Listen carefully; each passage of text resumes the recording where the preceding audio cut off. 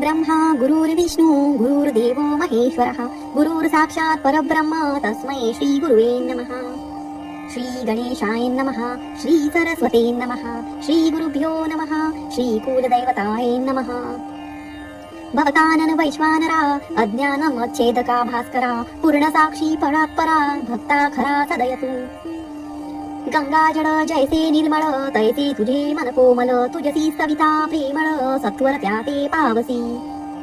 विशेष गंगा जळाहून आपुले असे महिमान पापताप आणि दैन्य तुमच्या स्मरणे निवारती. स्वामी चरित्र कराया श्रवण श्रोते बैसले सावधान प्रसंगाहुनी प्रसंगपूर्ण रसभरीत पुरे पुरे. ज्यांचे सबळ पूर्व पुण्य तया झाले स्वामी दर्शन ऐसे सोडप्पा आदी करून भाग्यवंत सेवेकरी. अक्कलकोट नगरात एक तप पर्यंत स्वामी राज वास करीत भक्त बहुत जाहले. वार्ता पसरली चहूकडे कोणासी पडता साकडे धाव घेती स्वामींकडे राजे रजवाडे थोर थोर. म्हणती भोसल्यांचे भाग्य परम स्वामी रत्न लाभले उत्तम नृपती भक्त निस्सीम स्वामी चरणी चित्त त्यांचे. तेमी किती एक नृपती स्वामी दर्शन घेऊ इच्छिती आणि या पुल्या नगराप्रती आणू म्हणती तयांसी. बळोद्या माझी त्या अवसरी मल्हार राव राज्याधिकारी एकदा तयांचे अंतरी विचार ऐसा पातला. अक्कलकोटाहुनी स्वामींची आणावे आपुल्या नगरासी मग कोणे एके दिवशी विचार ऐसा पातला. दिवाण आणि सरदार मान करी तैसे थोर थोर बैसले असता समग्र बोले नृपवर तयांतती. कोणी जाऊनी अक्कलकोटासी येथे आणील स्वामींसी तरी आम्ही तयासी इनाम देऊ बहुत. त्याचा राखू सन्मान लागेल तितुके देऊ धन ही वटपुरी वैकुंठ भवन वसता स्वामी होईल. कार्य जाणुनी कठीण कोणी न बोलती वचन कोणा एका लागून गोष्ट मान्य करवेना. तेव्हा तात्या साहेब सरदार होता योग्य आणि चतुर तो बोलता झाला उत्तर नृपा लागी पर्येसा.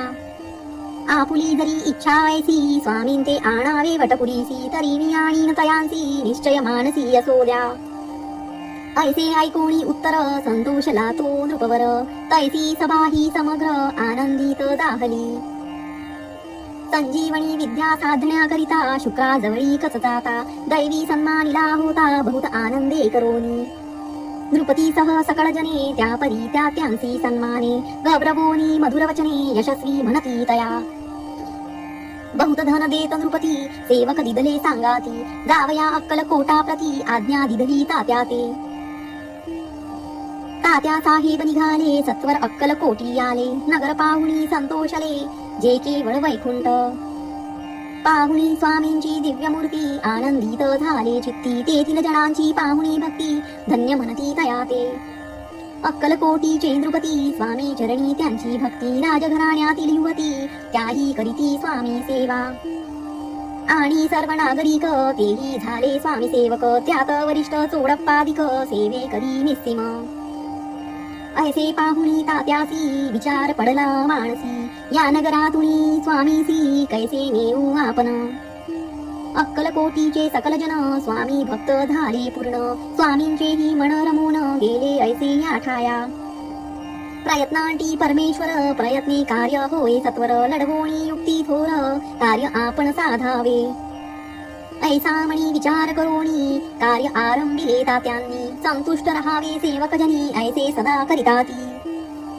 करोणी नाना पक्वान्ने करीती ब्राह्मण भोजने दिदली बहुसाल दाने याचक धने तृप्त केले. स्वामीची या पूजे प्रती नाना द्रव्ये समर्पिती जेने सेवे करी संतुष्ट होती ऐसे करीती सर्वदा. प्रसन्न भावे भक्तवत्सले कार्य साधावे यापुले म्हणून नाना उपाय केले द्रव्य वेचिले तात्यांनी. ऐशियाने काही न झाले केले तितुके व्यर्थ गेले तात्या मनी खिन्न झाले विचार पडला तयांसी. मग लढविली एक युक्ती एकांती गाठुनी चोडप्पा प्रती त्याज लागी विनंती करीती बुद्धिवाद सांगती त्या. जरी तुम्ही समर्थांची घेऊन याल बळोद्यासी मग मल्हारराव आदरेसी इनाम देतील तुम्हा ते. मान राहील दरबारी आणि देतील जहागिरी ऐसे नाना प्रकारी चोडप्पा ते सांगितले.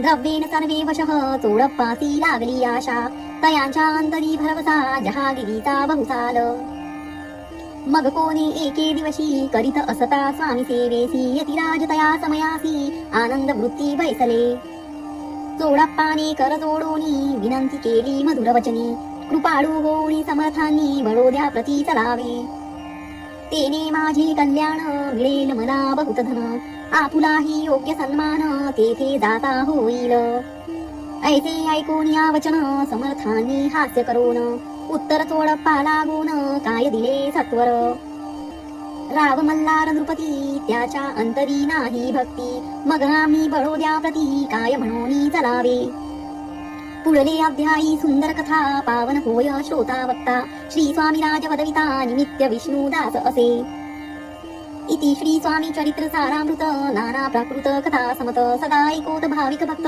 पंचोमध्याय गोळहा श्रीरस्तु शुभं भवतु।